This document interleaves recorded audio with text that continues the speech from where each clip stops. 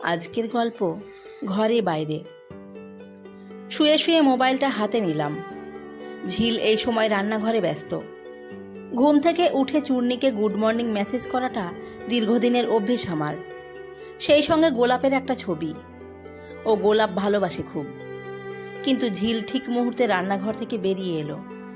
তাড়াতাড়ি আমাকে কিছু বলতে গিয়েই আমার হাতে মোবাইল দেখে চেঁচিয়ে উঠল, সকালে উঠেই মোবাইল? সকালবেলা ওই শাকচুন্নিকে গোলাপ দিয়ে গুড মর্নিং না পাঠালে হয় না? ঝিলকে দেখে হাতের মধ্যে থাকা মোবাইল চমকে উঠল আমার। ধরা পড়ে তড়িঘড়ি করে রাখতে গিয়ে কখন কল রেকর্ডে হাত পড়ে গেল আমি বুঝতেই পারিনি। মোবাইল পাশে রেখে দিলাম। সুপ্রভাত আর পাঠানো হলো না। ঝিল চোখ পাকিয়ে চেঁচালো, আমি সকালবেলা উঠে ঘেমে নিয়ে ওনার জন্য অফিসের ভাত করছি, টিফিন রেডি করছি, আর উনি দিব্যি মোবাইলে প্রেম নিবেদন করছেন। আমি বুঝলাম আমার কপালে আজ দুঃখ আছে, কিন্তু নিজের সাপোর্টে কথা বলতে যাওয়ার অনেক সমস্যা এ নিয়ে, তাই চুপ মেরে গেলাম। এমন সময় ফোনটা গাঁ গাঁ করে চেঁচিয়ে উঠল, আর চোখে দেখলাম চূর্ণী কলিং। উফ, এরও এখনই কল করতে হলো। ঝিল 2 পা এগিয়ে এসে ফোনের ওপরে রিং হয়ে যাওয়া নম্বরটা দেখে আর থাকতে পারল না। আমার দিকে তাকিয়ে খুন্তিটা ছুঁড়ে ফেলে রান্নাঘরে গিয়ে গ্যাস অফ করে দিয়ে বলল, নিজের রান্না নিজে করো, নইলে তোমার ওই শাকচুন্নিকে ডেকে নাও। এবার থেকে সে রেঁধে খাওয়াবে তোমায়। বলেই পাশের ঘরে ঢুকে সশব্দে দরজা বন্ধ করে দিল সে। কি সর্বনাশ! আজ আমাকে অফিস যেতেই হবে, মিটিং আছে জরুরি। না খেয়ে যেতেই পারি, কিন্তু ঝিলের রাগ না ভাঙিয়ে যাওয়া মানে অফিস থেকে বাড়ি ফিরলে আর দেখতে হবে না। কিছুই হবে না জানি, কিন্তু শব্দ থেকে নিঃশব্দ রাগকে আমি বড্ড ভয় পাই। আমার বউ ঝিল, বিয়ে হয়েছে বছর 2। মেয়েটা ভীষণ ছেলে মানুষ, তবে ভীষণ ভদ্র, বড্ড ভালো মেয়ে। জীবনে প্রেম টেমে ধার ধারেনি। ওর জীবনে একমাত্র প্রেমিক বলো আর বর, যা কিছুই সব আমি। আমাকে বড্ড ভালোবাসে। এমনিতে শান্ত, কিন্তু রেগে গেলে আরো শান্ত হয়ে যায়। সে এক অদ্ভুত পরিস্থিতি তৈরি করে। এর থেকে বুঝি চেঁচিয়ে 2 কথা শোনালে ভালো করতো মনে হতো এতদিন, কিন্তু আজ একদম অন্য মূর্তি। প্রচণ্ড রেগে গেছে বুঝতে পেরেছি। শান্ত মানুষদের রাগও কিন্তু সাংঘাতিক। মেয়েটা সরল সোজা, কিন্তু মুশকিল হলো আমি মানুষটা ওর মতো অত ভালো নই। দেখতে শুনতে সবাই বলে বেশ হ্যান্ডসাম। বিয়ের আগে 2-3টে প্রেমের সাথে সাথে চূর্ণীকে ভালোবেসেছিলাম খুবই। চূর্ণী অপরূপ সুন্দরী, স্মার্ট।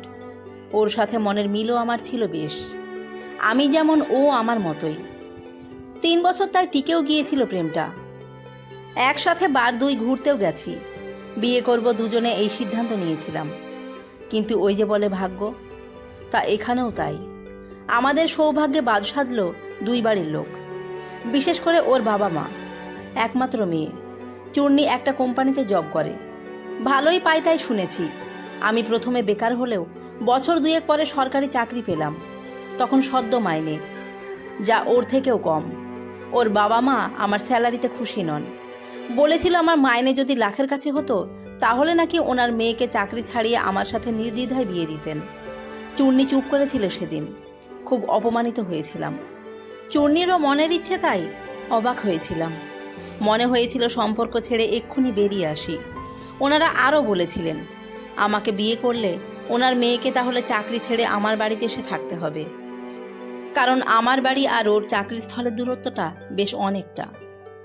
আমি মফস্বলে ছেলে, ও শহরের। একসাথে থাকতে গেলে 2 জনের মধ্যে একজনকে চাকরি ছাড়তেই হবে। চূর্ণী আমাকে ভালোবাসলেও চাকরি ছাড়তে নারাজ। স্বাভাবিক সেটা। আমি ওর সিদ্ধান্তকে সম্মান করি। কিছু করার নেই। নইলে নাকি একটাই উপায়, আমাকে ওদের বাড়িতে গিয়ে থাকতে হবে, ঘর জামাই। সেখান থেকে চাকরি করতে হবে। কিন্তু আমার পক্ষে সম্ভব নয় সেটা। দুজনেই বাবা মায়ের একমাত্র সন্তান আমরা। আমিও আমার বাবা মাকে কষ্ট দিতে চাই না। এদিকে ও আবার বাঙাল, আমরা ঘটি। এতেও আমার মায়ের প্রবল আপত্তি ছিল প্রথম থেকেই। সব মিলিয়ে কিছুতেই আর ম্যানেজ হচ্ছিল না সম্পর্কটা টিকিয়ে রাখা। কেমন যেন ঘেটে যাচ্ছিল ভীষণ। কথায় বলে মিয়া বিবি রাজি তো কেয়া কারেগা কাজী। কিন্তু আমরা দুজনেই রাজি, অথচ কিছুতেই আর ঠিকঠাক হয়ে উঠল না। এই রকম দুর্ভাগ্য কয়জনের হয়? অবশেষে শেষবারের মতো বেড়াতে গেলাম দুইজনে এক রাতের জন্য। সারা রাত দুইজনে মাতাল করা ভালোবাসায়। ছেড়ে যাওয়ার প্রসঙ্গ একবারও হয়নি। আমি ভেবেছিলাম, যদিও উচিত নয়, তাও আমার পাপী মন।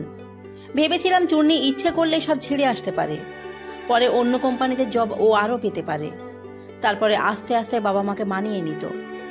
কিন্তু সকালে চূর্ণী হৃদয়ের থেকে ব্রেনকেই প্রাধান্য দিল বেশি। আমাদের ভাগ্যে চলার পথ এইটুকুই ছিল হয়তো। বাবা মাকে কষ্ট সে দিতে পারবে না, স্বাভাবিক। অতএব দুইজনে মিলে ভারাক্রান্ত মনে সিদ্ধান্ত নিয়েছিলাম সম্পর্কের ইতি টানার। এরপরেও দুইজন কষ্ট পেয়েছি। কি এক দোটানায় গেছে এই কটা মাস। আমি কতবার ভেঙে চুরে গেছি, কিন্তু আমার বাবা মাকে কষ্ট দিয়ে আমিও ঘর জামাই হয়ে থাকতে পারবো না। এরপরেও চূর্ণী আরও দুইবার আমাকে ফোন করেছে। আবার একবার ভাবলে হয় না? মন আবার উতলা হয়েছে। কিন্তু ততদিনে চূর্ণীর পাকা দেখা কমপ্লিট। ছেলে সেন্ট্রাল গভর্নমেন্টে জব করে, সব দিক থেকে ওদের পছন্দ। এদিকে বাবা মায়ের দেখা মেয়ের সাথে আমার বিয়ের আশীর্বাদও কমপ্লিট। আর কি করার আছে? ব্যাস, সময় মতো ঝিলের সাথে আমার বিয়ে হলো।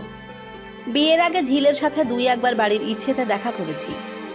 ঝিল দেখতে আহামরি কিছু নয়, উজ্জ্বল শ্যামলা, মুখশ্রীও ঠিকঠাক, কিন্তু চূর্ণীর কাছে কিচ্ছু নয়।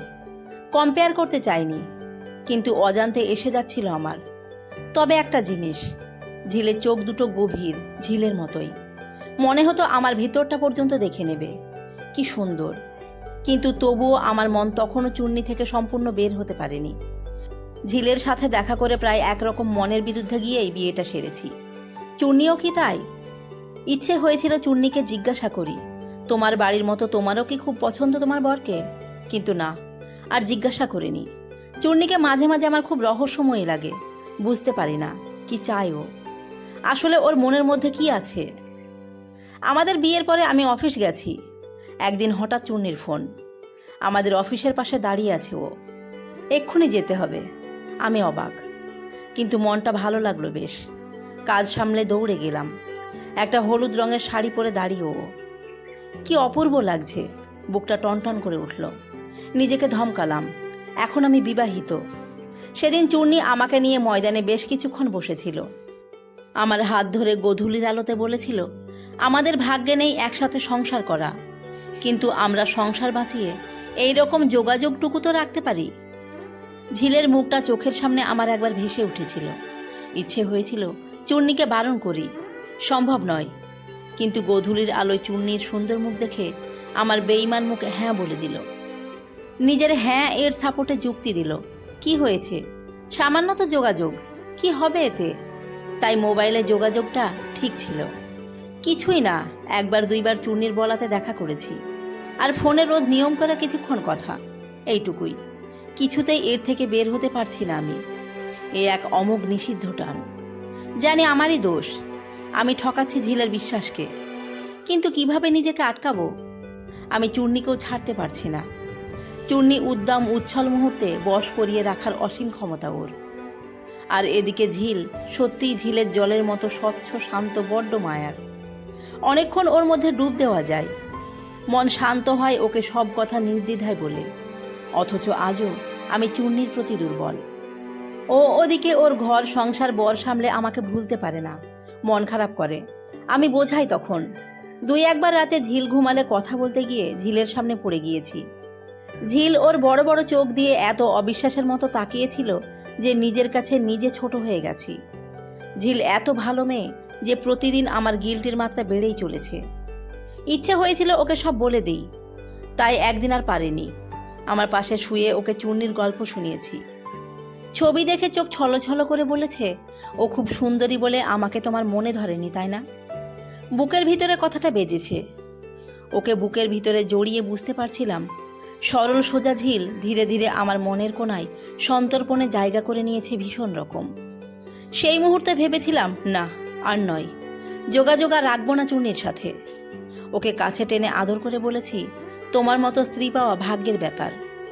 তোমার ব্যবহার, তোমার ভালোবাসাতে আটকে যাচ্ছি দিন দিন, আমাকে সময় দাও।